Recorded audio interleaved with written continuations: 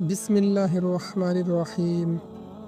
আপনি এই ভিডিওতে ক্লিক করেছেন, এর মানে এটা দাঁড়ায় যে আল্লাহ আপনাকে সাহায্যের হাত বাড়িয়ে দিয়েছেন। আর এখন আপনার দুশ্চিন্তা নিজের দুশ্চিন্তা করতে ব্যস্ত হয়ে পড়েছে।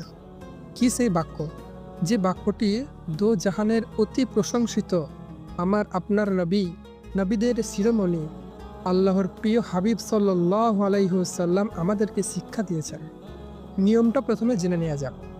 এই বাক্যটি আপনি ততক্ষণ পর্যন্ত পড়বেন যতক্ষণ না আপনার অন্তরে প্রশান্তি আসে। যদি আপনার একবারে প্রশান্তি আসে তবে একবার, যদি 10 বারে প্রশান্তি আসে তবে 10 বার। নির্দিষ্ট কোনো সংখ্যা উল্লেখ নেই। আর অর্থের দিকে খেয়াল করে পাঠ করলে খুব অল্প সময়ের মধ্যেই আপনার অন্তরে প্রশান্তি অনুভব হবে।